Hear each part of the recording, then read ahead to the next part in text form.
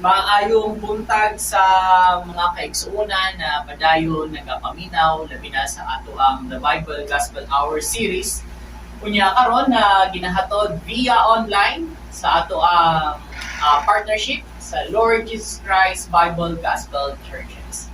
So nagauban sa inyo karon Pastor Christian, uban nato si Brother CJ, para maghahatod og mga nindot na mga pulong na ginahatag sa atoa pinaagi sa Ginoo, no? Na ginahatag niya ang ato ang oportunidad, no, na makabasa sa pulong sa Ginoo. So mga kaigsuonan, di ta kayo maglangan, so arita sa mga gamay na pagtimbaya, no. Nagpasalamat kami padayon sa inyong pagpaminaw, labi na sa mga kaigsuonan, naglain-lain mga lugar, labi na diri sa Bohol, no. Nagpasalamat kami sa Matag-Usa, labi na sa mga kaubanan nato sa ato ang fellowship, no, sa atong fellowship, sa ato ang Bohol pastors and workers, no, sa Tagbilaran, sa Dawis, sa Pusang Tako, sa Luway, sa Alegria, no, o diha pud sa Palbaryo, o sa Hagna, Gindulman, Lubang, o Ubay, no. So brag na sulti naman siguro na akong tanan, no. So karon nagapadayon ta, na pasalamat, no, maayong buntag sa inyong hangtanan. Nya how about kay Brother CJ, na baka i-greet? I-greet na ko ang mga churchmates na ko dira sa Alegria, mga young people dira, ang mga churchmates po na ko dira sa Calvario Buhay. Okay, no? So, salamat sa Ginoo. Ug ako apong gi-greet ako ang Mrs., no? Kang Faye, siya ang nagaandam dire, no, para sa ato ang radio ministry, no? So, mga kaigsuonan, salamat kay kami labi na sa mga padayon na nagaampo sa pagpadayon sa ato ang ministry, no, over via online na karon. So dili ta maglangan, magapadayon ta og basa sa pulong sa Ginoo. Naata sa Mateo kapitulo 2, no, basahon nato ni gikan sa bersikulo 1 hangtod sa bersikulo 23. So, og namo mga Bible, ako among giangyo na pagpakli, no, or kung wala may Bible, pagpaminaw, no, pag-ayo kay kahibawtan na ang pulong sa Ginoo dili gyud mubalik sa iyahan na kawam, no. Instead na gyud ni siya pulos, nagabukbuk sa tanang kaayo sa Ginoo pinaagi sa iyang mga pulong, sa iyang buhi na pulong. So, basahon nato Mateo kapitulo 2, bersikulo 1 hangtod sa 23.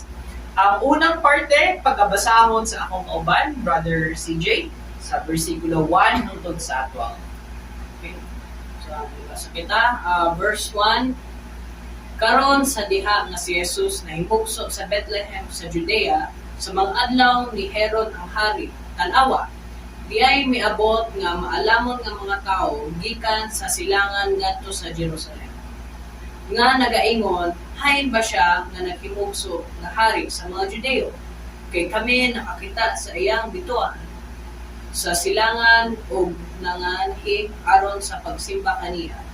Sa diha nga si Herod ang hari, nakadungog niining mga butanga, siya nasamok ug ang tibuok Jerusalem uban kaniya.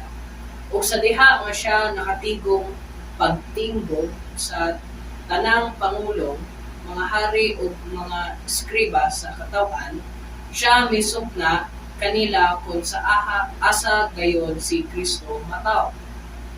Ug sila miingon ngadto kaniya sa Bethlehem sa Judea, kay mao kini ang nahisulat pinagi sa propeta.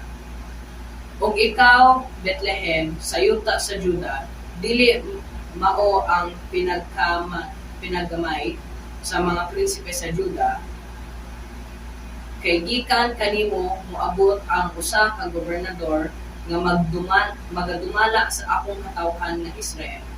Unya si Herod, sa diha nga siya sa pribado, nakapatawag sa maalamon nga mga tao, mapugihon nga nangutan na kanila unsa nga panahon ang bituon mipakita. Ug siya mipadala kaniya ngadto sa Bethlehem ug miingon pangadto ug pagsusiha nga makugihon alang sa gamay nga bata. Ug sa diha nga kamo makakaplag kaniya, dad-i ko og pulong pag-usab aron ako moadto ug musimba usab kaniya. Sa diha nga sila nakadungog sa hari, sila migikan ug tan-awa ang bituon nga ilang nakita sa silangan. Miuna kanila hangtod kini miabot ug mihunong sa ibabaw diin ang gamay nga bata nahimutang. Sa diha nga sila nakakita sa bituon, sila nga nagkalipay ug sa hilabihan kadako nga kalipay. Ug sa diha nga sila miabot sulod sa balay, sila nakakita sa gamay nga bata uban ni Maria nga iyang inahan o ng haba o bisimba kaniya.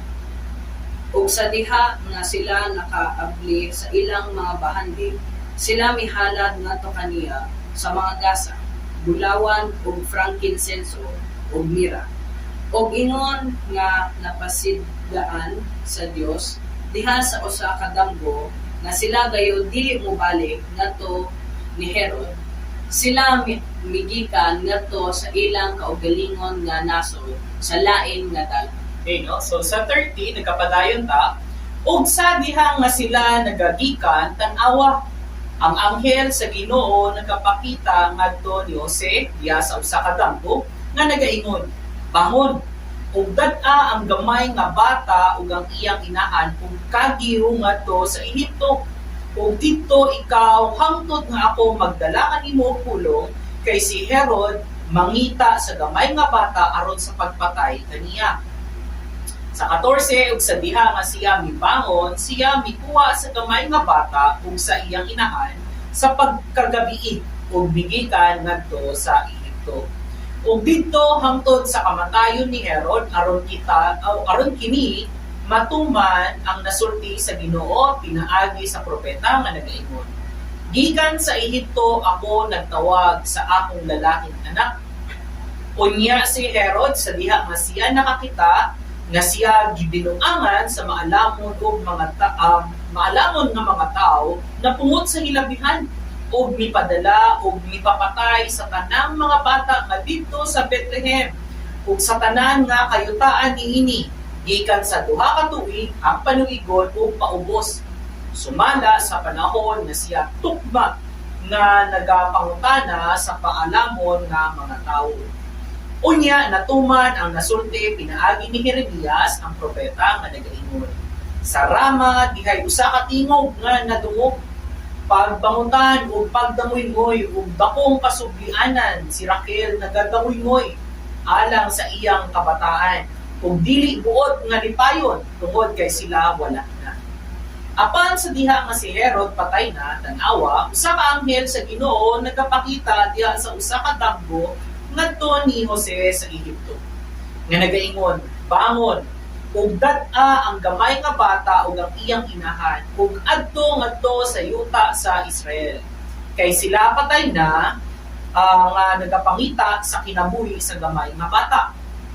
Ug siya mibangon ug midala sa gamay nga bata ug sa iyang inahan ug miabot ngadto sa yuta sa Israel. Apan sa diha nga siya nakadungog nga si Archelaus mihari sa Judea, puli sa iyang amahan nga si Herod, siya nahadlok sa pag-adto dito. Inoon ingon sa napasidan-an sa Dios diha sa usa ka damgo, siya mitipas ngadto sa mga bahin sa Galilea. Ug siya nahiabot ug mipuyo sa usa ka syudad nga gitawag og Nazaret. Aron kini matuman nga nagsulti pinaagi sa mga propeta, siya pagatawgon nga usa ka Nazareno. Salamat sa pulong sa Ginoo, mag-aampo sa akin. Diyos namong makagagawong, nagpasalamat kami Ginoo sa imong gihatag na mga pulong na among pagatunan, ang among i-share by noon. Nagpasalamat kami Ginoo kay usa kanikan na kong oportunidad. Labi na Ginoo na ikaw gayud Ginoo ang tagaan sa kanang dumog ug himaya pinaagi sa imo ang pulong.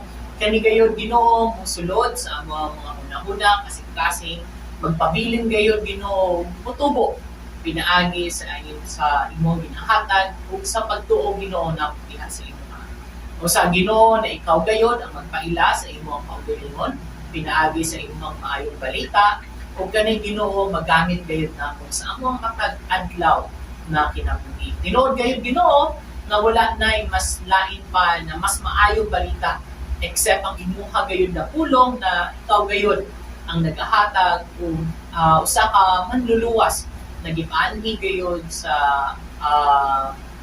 kalibutan isip usa ka dakong sakripisyo para sa among mga sala. Nakaroon Ginoo kami gayod nga anay katungod na makaadtol diha sa imo. Ikaw Lord ang kanunay namong dayon pasalamatan pinabalik namo kini tanan sa ngalan ni Jesus ug sa giya sa balang Espiritu Santo. Amen. Okay, no? So atong ihatag ang panahon kay Brother CJ, magahatag siya no sa iyahang mga nakita dire sa ato ang mga nabasa. Okay. Salamat, Pastor. Nakita na ko dire sa chapter 2 sa Mateo ay isuwat ni tungod ang pagpakita sa pagtupad sa propesiya ang Jesus para mapakita nga siya ay Ituman ituman nga propesiya Savior sa propesiya.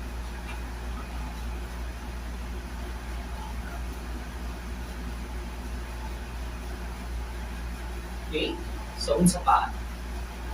Nakitaan ko na ko diri nga sa bata pa na age si Jesus ay daghan na po itong mga trials, no?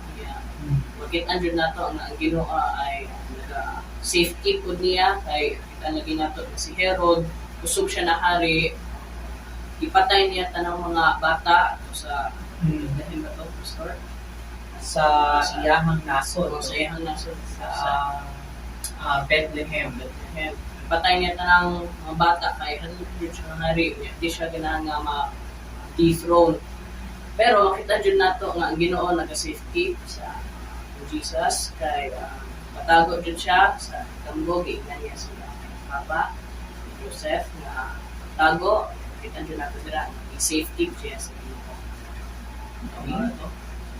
Okay, no? So, tinuod no, na sa ato ang pagtuon ani, makita nato no, na ang tanang ginasulat dire sa pulong sa Ginoo na agayoy katumanan. No? Dili ni siya moingon na ay mapakyas na mga pulong dire. Kanita na, no? Na agayoy katumanan. Kay saan man ni sa Ginoo, pulong man ni sa Ginoo, mausod na maupod ang ato ang ginasaligan, no? Labi na sa ato ang pagtuon, no? Sabi nga ni Brother CJ, no? Na sa ato ang pagbasa diri makita nato ang matag propesiya na na-fulfill. Pagkatapos ma-fulfill, no? Ito rin ay nagbibigay sa atin ng mga lessons, no? Labi na kasi alam natin na ang salita ng Panginoon nagbibigay sa atin, nagre-reveal sa atin kung sino siya. No? Tandaan natin na ang pulong ng Panginoon is His own revelation, no? Na pinakita niya ang sarili niya kung sino siya. Sa matag pulong, sa matag sentence, sa matag libro, lagi niyang pinapakilala yung kanyang sarili. Kaya nga kung isipin natin, sinabi niya na all scripture, sa 2 Timothy 3:16, all scripture is given by inspiration of God. No? Sabihin, ang Panginoon, sa kanya galing, no? Inspiration of God, and it's profitable. No? Magagamit yun nato. Kaya nga dito sa pag-aaral natin, no? Sisimulan natin. No?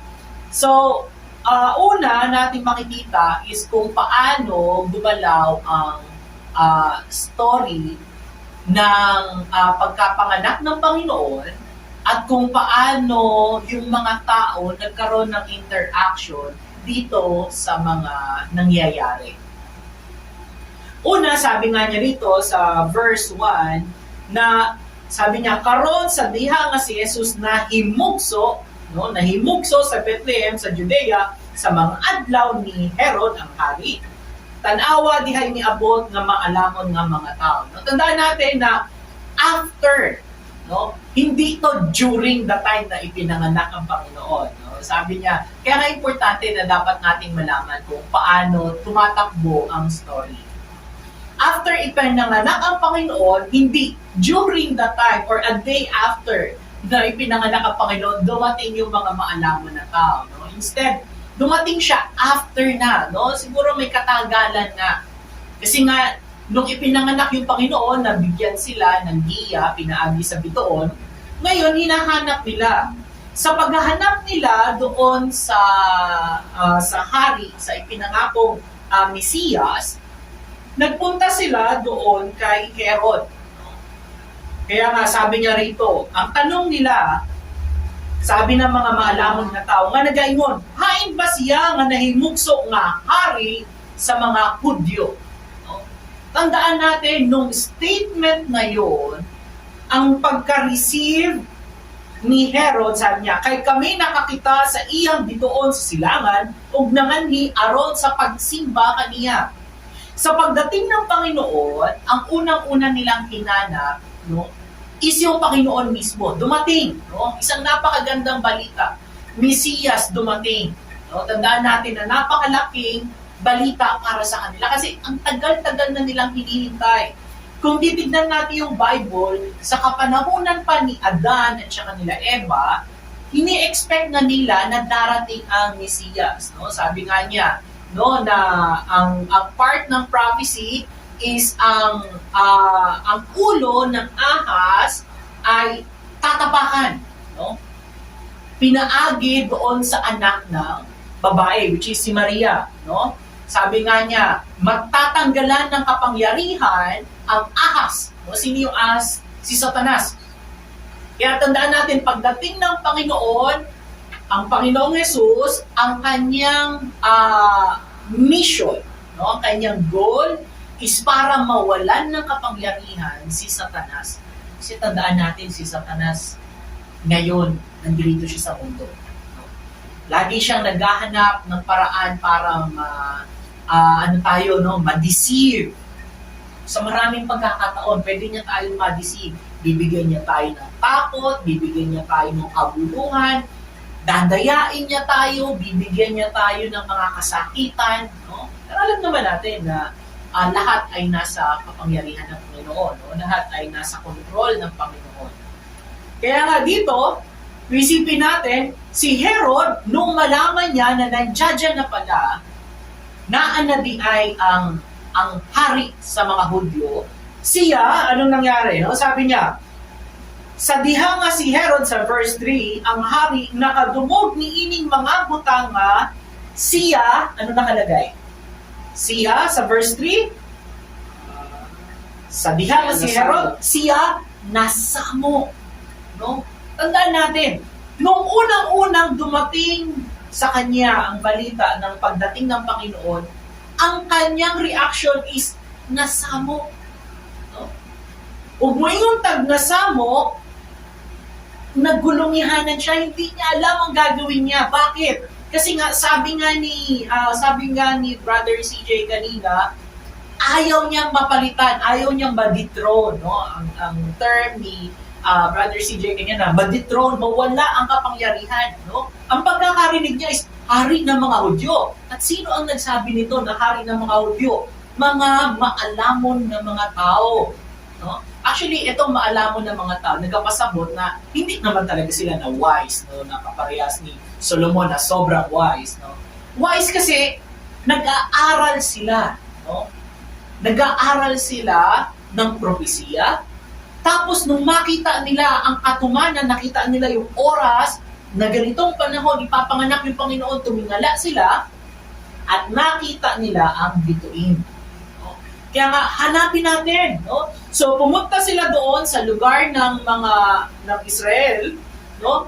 Hinanap nila at sinabi nila, no? Ito yung maalamon na hindi marunong, kung isipin natin, hindi sila masyadong marunong, hindi sila ganoon ka nag-i-expect, no? Kasi tandaan natin, sasabihan niya or sasabihin ng mga maalamon na tao, sinabihan niya yung current na hari.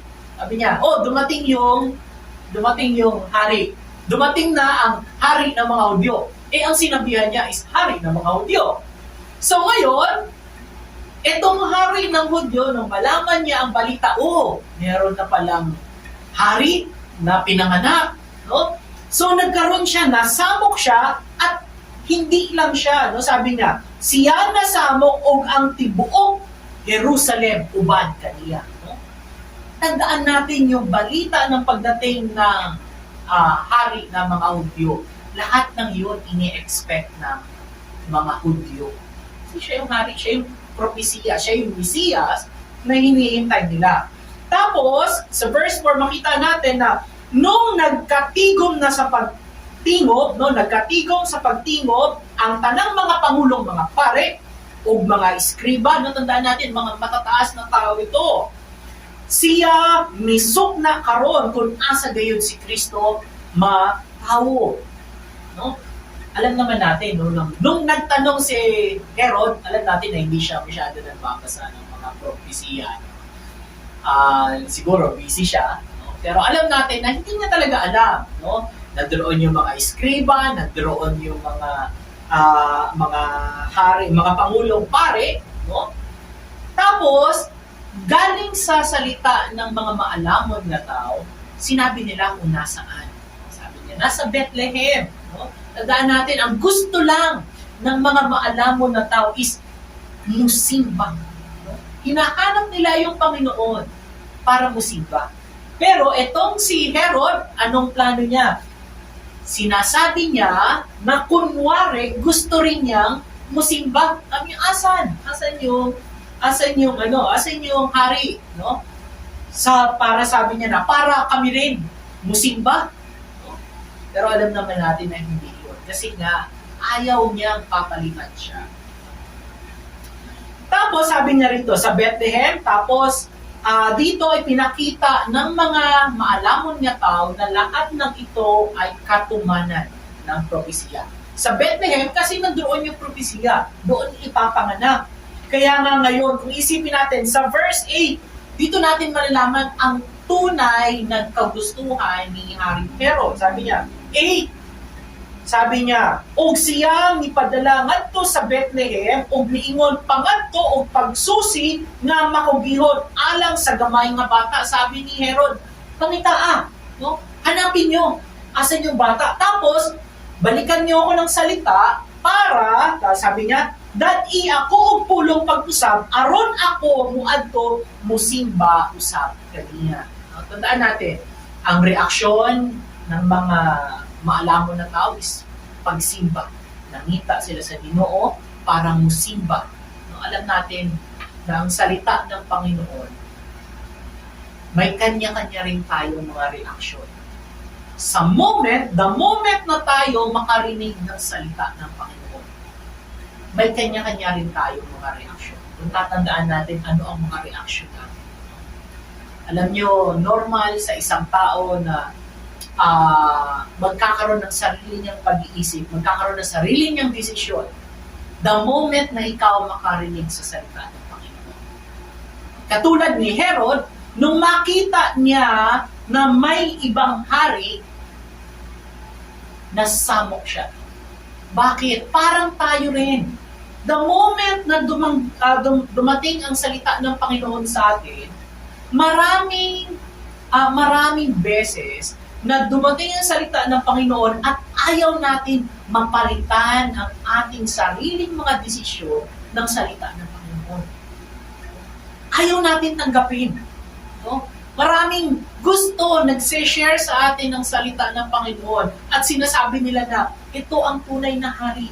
Kapag kapag nag-follow ka nito, lahat ng ibibigay sa'yo ng Panginoon ay yung kanyang mga katotohanan. Yung mga saad niya. Pero marami ring tao na ayaw. Bakit? Kasi sa puso nila, sila pa rin ang hari. Ayaw nilang mapalitan. Diba? Parang yung nangyari dati. No? Sa kapanahon ng Panginoon, dumating ang tunay na hari, pero ayaw ng hari na siya mapalitan. Parang tayo rin. No? Nung dati, maraming nag-share ng salita ng Panginoon. At ganoon din sa mga sinesharan natin. Kaya sa mga kaiksuunan, ayaw kamo kabalaka. Kung kamo nag-share sa pulong sa Ginoo, kung hindi maminaw. Nga naman, kasi lahat ng iyan nasa kamay ng Panginoon. Alam niya ang saktong panahon. Ang sa atin is tayo ay gumawa. No? Kasi nandiyan dumating ang hari. At para sa mga tauhan ng hari, importante ang pagdating ng hari. Kaya nga nung dumating ang salita ng Panginoon, ang ayan yun kita na kita mag-share sa pulong sa Ginoo. No? Tama ba, Brother CJ? No? Sa eskwelahan. No? Eskwelahan, saan pa? Mga kaibigan. Sa Pwede din for example sa mga Bible studies. Bible study. No? Wala naman tayong ibang sineshare. No? Ang sineshare natin is salita ng Panginoon. Kasi alam natin, ini-expect natin na ang bawat salita ng Panginoon, hindi pare-parehas ang treatment ng tao. May tumatanggap, no? May nagpapasalamat, no? May nagsasabi na, uy, bakit ngayon mo lang sinabi sa akin yan? Matagal ko nang hinihintay ang magandang balita, no? Ang maayong balita, na hindi pala lahat ng gagawin ko ay kailangan, no, ng puros trabaho, no? Paano yung trabaho? Kasi tandaan natin, hindi tayo niligtas ng Panginoon dahil sa mga trabaho natin. Kasi yung mga trabaho natin sa totoo lang, dahil nga nandito pa tayo sa laman, lahat ng ginagawa natin hindi naaayon sa standard ng Panginoon. No? Nagkakamali tayo. Kaya nga, ang laki-laki ng problema natin kapag sinasabihan tayo ng maraming tao, sigurado ka na ba? Naligtas ka na? No? Dati, pag sinasabi ko, ligtas ka na ba, Brother CJ? Hindi ko alam eh. Kaya nga, nandirito yung salita ng Panginoon. Kaya nga, dumating ang Panginoon kasi gusto niyang ipaalam sa atin ang magandang balita, ang maayong balita na pinaagi sa pag-abot niya, ang atong mga sala. No? Ibayran na. No? Dahil ang kita nahibaw na ang Diyos nagpakamatay para sa atong sala, lahi na siya sa mismong relasyon natin doon sa hari na nagpakamatay para sa ating mga sala. Iba ang pagkahibaw, iba ang relasyon. Madalas ngayon, kung mababasa natin, halos buong mundo nakakaalam. No? Every Christmas, no? Every Easter Sunday, no? Malalaman nila na namatay ang Panginoon para sa sala. Pero hindi nila maangkin ang promise kasi wala silang relasyon sa Panginoon. So kung pagpapatuloy natin, no? So sabi niya, una, ang mga matatalinong tao, mga wise men, sila naghahanap para musimba. Si Herod, nasamo o nangilad. Yung gusto talaga ng mga tao. It's either masamok sila sa salita ng Panginoon and ilaron nila. Kinsa may ilaron nila ang ilang kaubenmo. Kinsa may pag-ilad, no? Gagamitin nila ang maraming mga tao para lang hindi mapasok sa kanilang mga puso ang salita ng Panginoon. Sabi pa niya, sa verse 9, sabihan nga sila nakadungog na sa hari, sila migikan ug tanawa ang bituon nga ilang nakita sa silangan, mihuna kanila hangtod kini miabot og mihunong sa ibabaw diin ang gamay nga bata nahimutang, no? So makita natin habang tatravel sila, nakita nila ang bituin at huminto yung bituin doon sa isang bahay. Napakaganda, no? Tandaan natin, talagang nagbibigay direction, no? imposibleng hindi natin alam yung mga direction kasi alam natin na sa mga barko, sa kapanahunan dati, ginagamit nila ang stars, no? For guidance. At yung gulo din yung nangyari doon sa mga matatalinong tao, sa mga wise men. Kita nila, oh dito, no? Sa lugar ng Bethlehem, Tanawa. Sa verse 10, tignan natin. Sa diha nga sila nakakita, sa bituon sila nangalipay, uban sa hilabihan kadako nga kalipay. No? Ano yung nakita nila, Brother CJ? Ito Bituon. Tapos anong reaction nila? kalipay. Kadako nga kalipay. Tandaan nyo, no? Bituin pa lang yun ang nakita nila. Hindi pa yung bata.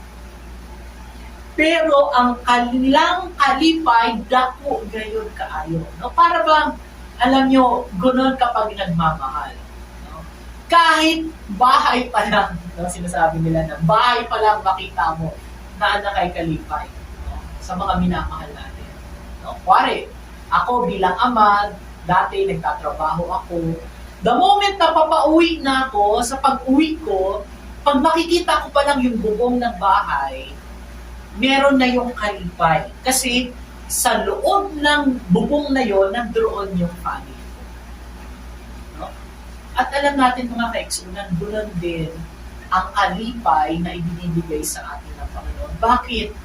Kasi dito sa mundo, tayo ay estranghero lamang.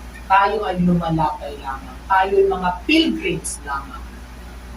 At ang tunay na ating tahanan is nasa Panginoon. Kaya nga, nung makita natin ang salita ng Panginoon at malaman natin na dito tayo nabigyan ng tunay na citizenship, na tunay na pagkatao, the moment pa lang na mababasa natin yung salita ng Panginoon, nandoon na yung dakong kalipay. At yung katumanan ng kalipay na is the moment na tayo makipag face-to-face na sa Panginoon.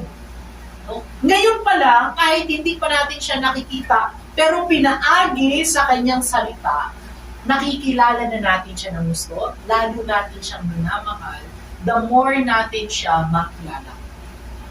Kasi tandaan natin na the moment na tayo magkita na ng Panginoon, it's not by faith anymore. No? Kasi makikita mo na siya. No? Faith, Hebrews 11:1, no? Faith is the substance of things hoped for, the evidence of things not seen. Faith exists kasi hindi pa natin siya nakikita. No? Pero the moment na makita na natin ang ating tagapagligtas, hindi na siya faith, no? Kundi katumanan na. Sama sa dire. No? Sabi pa niya, no? Kung pagpapatuloy natin, sa verse 11, and when they, kung sa diha nga sila miabot sulod sa balay. No? Kung kanina, nakikita pa lang nila yung bituin, grabe na silang kalipay. Paano pa kaya pag pumasok na sila? No? Paano kung nakapasok ka na sa bahay? No? Ayun na yung panahon na, okay, magpapahinga ka na, magre-rest ka na, kakamustahin mo na yung family mo. Kung wari galing tayo sa trabaho. Pero dito, yung mga maalamon nga tao, sabi niya, og nakita, no, og sila nakakita sa gamay nga bata uban ni Maria nga iyang inahan og nang hapa og nisimba kaniya. No, tandaan natin, ang nakita nila is hindi sanggol. Hindi siya sanggol, no? Siya ay kung dito pa young child, no? Young child, hindi siya infant, no? May difference, no? Tandaan natin mga kaigsunan. Kasi misimba siya dadto sa gamayng bata. No? Gamayng bata, ibig sabihin, alam ng gamayng bata kung ano ang ginagawa nila. No? Misimba sila, tandaan natin kasi importante na yung ginagawa natin, no? Yung ginagawa natin is doon sa tunay na to whom it should be given. No? At alam nila, sabi na rito, and fell down and worshiped Him, and then they had opened their treasures. Tandaan natin, itong mga maalamon na tao, meron silang handa na mga regalo. Again, parang tayo rin. The moment na tayo makikita na sa Panginoon, ang dala-dala natin ay ano? Gifts, treasures, no? Yung ating mga nalikom, no? Alam natin dito, tandaan natin na kung dito ang ibinigay ng mga maalamon na tao is bulawan, frankincenso o myrrh, no? Nagpasabot na siya, no, sa nagkalahi-lahi na karakter ng Panginoon, no? Alam natin kung ano ang dapat natin ibigay sa Panginoon. Hindi natin sabihin, no? Hindi natin pwedeng sabihin na ibibigay natin ang ginto sa Kanya. Bakit? No? Ibibigay natin sa langit, ibibigay natin ang ginto. Yung ginto doon, nilalakaran lang. No? Ibibigay mo ginto, yung mga nilalakaran doon. No? Hindi, ganito. No? Ang ibibigay natin is yung ating treasures. Ano ba yung treasure? No? Sabi nga, where your heart is, there shall be where your treasure is, there will your heart be also. Ano ba yung ginatreasure natin ngayon? Anong pinaka-importante sa iyo ngayon? Right now, yung alam sa love ng Panginoon. Okay? No? Bakit may love ang Panginoon? Bakit importante yung love? Kasi the love of God, no, relates sa ating kinabuhi. No? Anong pinaka-importanting treasure natin na maibibigay sa Panginoon? Ang ating buhay. No? Wala na. Sabihin mo ba mas importante yung gold kaysa buhay mo? Hindi, no? Sabihin mo na mas importante yung malaking bahay kaysa buhay mo. No. Sabi nga ng Panginoon, what does it profit a man if he gains, no, a man, if he gains the whole world but loses his own soul? Yung mga kaigsuunan, wala nang mas mulabaw pa na treasure ang buhay natin kundi ang buhay mismo natin. No? Kaya nga dito ang ibinigay nila is treasures. No? Treasures. Treasures nila. At pag tayo humarap din sa Panginoon, sa pagdating natin, pag nakita na natin ang Panginoon, nagkakita-kita na tayo, ang ibibigay natin is our treasures. No? At ang treasures natin is yung ibinigay nating buhay sa Panginoon. No? Pero tandaan nyo, yung binibigay natin na treasures natin, hindi pa nga yan talaga enough sa mismong ibinigay na buhay ng Panginoon sa atin. Kasi kung hindi siya nagbigay sa atin, wala rin tayong treasure.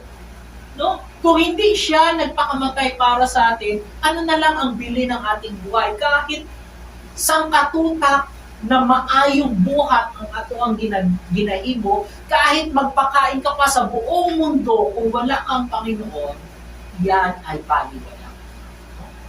Yes, nag-enjoy yung maraming tao, pero para sa Panginoon, ginawa mo yon para sa sayo at hindi para sa Kanya. At makakapagbigay ka lang sa Kanya kung ikaw mismo, no, magbibigay ka sa Kanya, nagpasabot na ikaw, Kanya. No? Kaya nga tandaan natin, una, tanggapin mo muna ang Panginoon para maintindihan mo ang saktong pagbibigay. Hindi ka pwedeng magbigay kung hindi ka nagmamahal. No, sabi parang dito, no, parang dito sa mga wise men. No? Nagbigay sila, imagine nyo mga kaigsunan, bituon pa lang, malipayo na sila. How much more pagpasok nila sa bahay? Grabe na kadakong kalipay. O, nung makita nila, andam na nila dayo ng ilang treasures. No? Ibinigay nila sa Panginoon. Tatandaan natin mga kaigsunan, wala na mas mulabaw na kayamanan natin ngayon, kundi yung buhay natin. Yun ang angay natin ibigay sa Panginoon. No? Kasi the rest follows. Titignan pa natin sa verse 12, no? Og ingon nga napasidan-an, no? Napasidan-an sa Dios diha sa usa ka damgo nga sila gayon, sino yung sila dito, yung mga maalamon na tao. Lahat ng nasa Panginoon kanunay ginagiyahan sa magkalain-laing paagi, no? And being warned of God in a dream that they should not return to Herod, they departed into their own country another way. No? Sila, hindi nila alam na ginailad sila ni Herod. Alam nila matarong si Herod kasi interesado nga. No? Pero pinaagi pa rin sa salita ng Panginoon. May control pa rin yung Panginoon. No? Kahit na maraming tao ang gustong muilad sa imuha, musamok sa imuha, mudaot kanimo, kung dili na itugot sa Ginoo, dili na mahitabo. No? Gunon kalaki ang confidence natin sa Panginoon. No? Pinaagi sa pulong sa Biblia, kita mismo, bisan pag-unsay pangilad sa kalibutan sa atuan, dili gyud ta madala. No? Kaya nga naman ang kalibutan, napuno gayon og mangingilad. No? Anong mga mangingilad na alam mo dito, Brother CJ? No? Sa mundo, alam nyo, sa akin, may explain ko lang, ba ang mangingilad? Halos, tumingin ka lang sa TV. No? Tumingin ka lang sa TV, sangkatupak ng mga pangingilan ang naadiha. No? Sabi niya, gumamit ka nito, hahaba ang buhay mo. No? Well, may scientific explanation naman, pero bakit siya pangingilan? Kasi alam niyo mga kaigsunan, kahit anumang sabihin natin, yung buhay natin dito sa mundo, hindi na tayo lalagpas ng required ng Panginoon para sa atin. In some ways, makikita natin na ang Panginoon pa rin ang may hawak ng buhay natin. Kahit gaano ka healthy, kung time mo na, kukunin ka na ng Panginoon, kukunin ka ng Panginoon. Binigyan ka, enough ang binigay lagi sa iyo ng Panginoon. Bakit? Kasi ang Panginoon ay righteous. He's just. No? Lahat ng positive niya na character, ipinapakita niya. Kaya hindi mo pwedeng sabihin, mga kaigsunan, hindi mo pwedeng sabihin na unfair ang Panginoon. No? Ano pang mga pangingilad? Scammers. Scammers, no? Bakit scammers? Kasi ipinapakita nila na, madali kang makakapera dito. Importante ang pera. No? Pero ang sabi ng Panginoon, hindi man. No? It's the love of money. No? The love of money is the root of all evil. No? At saan makikita yan sa salita pa rin na Panginoon? Tunay mga kaigsunan, lahat ng nandito, lahat ng mga isinusulat dito, lahat ay plano ng Panginoon. No, mga kaigsunan, nagpapasalamat tayo dahil tayo nilagay dito sa mundo at hindi niya tayo biglang iniwan. No? Sinasabi ng tao, asan ka na ba, Lord? Ba't ganito yung buhay ko? No! Ito ang pulong niya, nandito yung giya niya, nandito yung araw-araw nating pagkain. Hindi niya tayo iniwan na na parang walang awa. No. Sa sobrang awa niya sa atin, even if hindi tayo worthy, makatanggap ng salita ng Panginoon, nagpakamatay siya sa Kalbaryo para tayo maging worth. No? Para tayo maging priceless. No? Kaya nga, nindot kaayo, no, na sa ato ang pagtuon ani, makitaan din nato ka ng mga kamatuturan. No? Tandaan natin na lahat ng bagay, kahit sino mang naay gusto mo daot, kung dili gyud ganahan ang Dios, mahitabo na, di gyud na mahitabo. No? Makita natin dito na pagkatapos nito, mismo sila Jose, sinabihan din. No? Sila Jose, sinabihan din sila. Sabi niya, umalis kayo kasi papatayin ang bata. May gustong pumatay dyan ng Jesus. Kaya nga, dali-dali. No? Ano ginawa ni Jose? Inakbo niya. No? Pumunta sila. Nituupod siya dayon. No? Yun yung kagandahan pag ang Panginoon talaga, kahit na anong nangyari, kung ano ang nasa propesya, kung ano ang nasa salita ng Panginoon, maudyo'y matungan. Miadto sila sa Ehipto, sama sa gisulti ni propeta, no? Nagikan sa Ehipto, gitawag niya ang iyang anak, no? Pati yun, nasa plano ng Panginoon, no? Dahil, ano pang sabi niya rito, no? Sa verse 15, sabi niya, "O dito hangtod sa kamatayon ni Herod, aron kini matuman ang nasulti sa Ginoo pinaagi sa propeta nga nagaingon, gikan sa Ehipto ako nagtawag sa akong lalaking anak.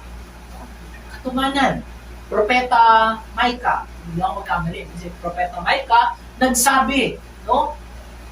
Pasidan-an, no? Propesiya pa lang ka. Tapos sabi niya, sa verse 16, unya si Herod sa dihang nga siya nakakita nga siya gibinuangan sa maalamon nga mga tao na pungod sa hilabihan o mipadala o mipatay sa tanang mga bata dito sa Bethlehem o sa tanang mga kayutaan niini gikan sa duha ka tuig nga panligon. Tandaan natin mga kaigsunan, no?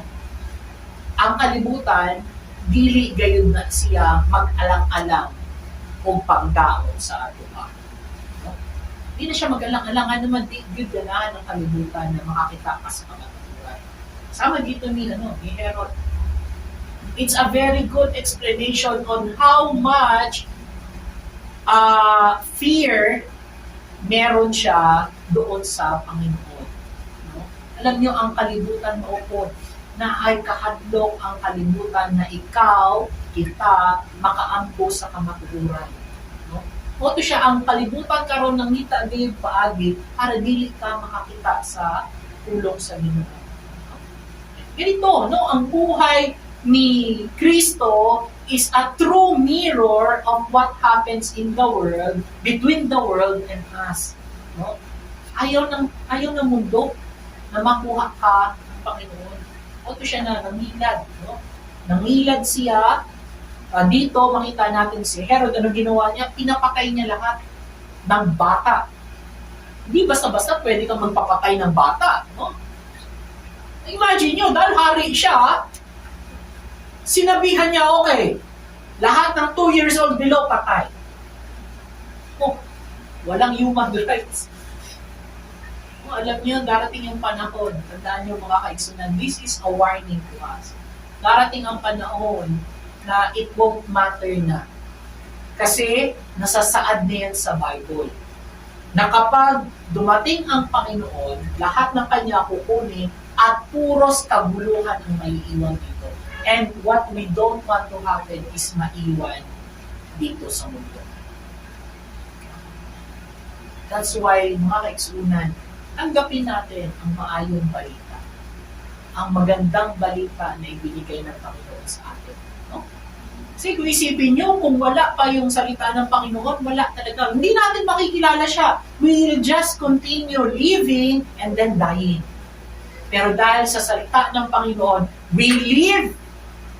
Living for Jesus, a life that is true. Pinaagi sa kanyang anak, tayo'y nabubuhay.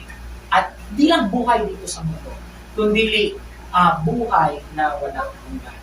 Mga kaigsunan, hindi man enough no, na masasabi ko lang ito. Pero mas maganda na makita nyo rin. No? Ipagpatuloy ninyo ang pagbabasa ng salita ng Panginoon. Makikita ninyo kung gaano tayo minamahal ng Panginoon. No?